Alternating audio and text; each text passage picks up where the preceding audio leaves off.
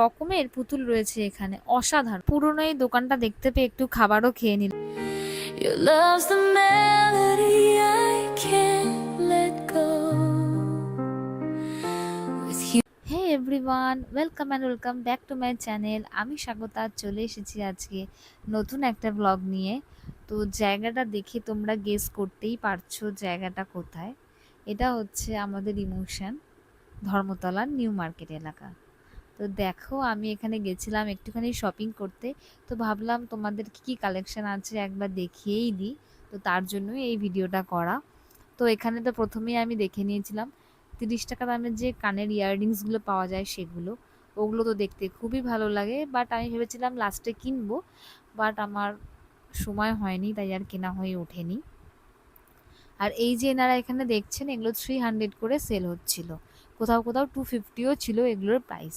তারপরে এই যে নাইটিগুলো, এগুলো গেঞ্জি নাইটি, এগুলো আরও অন্যান্য দোকানে আমি দেখেছি সেখানে 200 করে সেল হচ্ছিল, বাট এখানে 150 করে সেল হচ্ছিল, এই দাদাটার কাছে কম। তো আমি যখন আবার এটা এখান থেকে আমি পারচেস করেছিলাম, যেখানে 150 ছিল এই দোকানটাতে। তো আমি যখন আবার সেকেন্ড টাইম এসেছি, দাদাটা বলছিল যে তুমি একটু আগে তো দেখে গেলে না, আলাম হ্যাঁ, তো এবারে পারচেস করতে এসেছি, তখন শুধু দেখতে এসেছিলাম। আর এই যে কর্ড সেটগুলো, এগুলো 450 করে প্রাইস আছে। তো আমি জাস্ট কালারটা, যেহেতু আমার পছন্দের কালার, তো আমি বের করে দেখাতে বলেছিলাম, কারণ এরই ইয়েলো কালারের কর্ড সেট আমার কাছে রয়েছে। রিসেন্টলি আমি ভিডিও পোস্ট করেছিলাম সেই কর্ড সেটটা পরে। আর এই গেঞ্জিগুলো হচ্ছে 250 করে দাম, এগুলোতে লেখা ফিক্সড প্রাইস, এখানে একটা টাকাও কমায় না। অন্যান্য দোকানে একটু দরদাম করলে কমাতে পারে, বাট এই ফিক্সড প্রাইস লেখা দোকানগুলোতে একটুও কমায় না। তো যখন শপিং করবে, যদি ফিক্সড প্রাইসের দোকানে কিছু পছন্দ হয়ে যায় তো সেটা আলাদা কথা, না হলে যেখানে লেখা নেই ফিক্সড প্রাইস সেখান থেকেই চেষ্টা করবে, যারা দরদাম করে কিনছো তারা ওখান থেকে কেনার। তবে এদের কালেকশন খুবই সুন্দর। আর এই প্যান্টগুলো যেগুলো ওপরে রয়েছে, একটা রয়েছে 250 করে আর একটা হয়েছে 150 করে। তো আমার 250-র কালেকশনটা অসাধারণ লেগেছে, বাট আমি কিনতে পারিনি, আমার অনেক প্যান্ট রয়েছে বাড়িতে ওই জন্য। তো আমি তারপরে কানের দুল, হেয়ার ক্লিপস, অনেক রকমের জিনিস দেখেছি। প্রচুর ব্যাগের কালেকশন রয়েছে, এখানে রয়েছে ওড়নার কালেকশন। তো ওটাও বিক্রি হচ্ছিল। যাই হোক, তো পালাসও প্রচুর পরিমাণে বিক্রি হচ্ছিল। আর এই যে ওড়নার কালেকশনগুলো জাস্ট ওয়াও। তো আমি জুতোও দেখলাম, কারণ আমার জুতোরও নেওয়া ছিল, বাট যে দোকানটা দেখেছি ওখানে আমার পছন্দ হয়নি, বাকি আমি অন্য দোকান দেখছিলাম।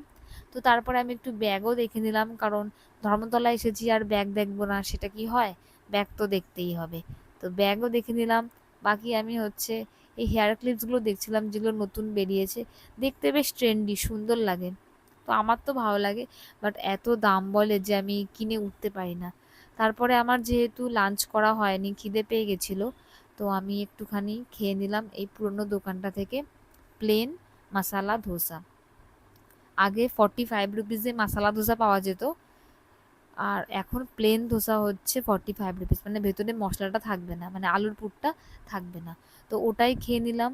তারপরে আমি চলে এসেছিলাম একটুখানি সিরাম মার্কেটে।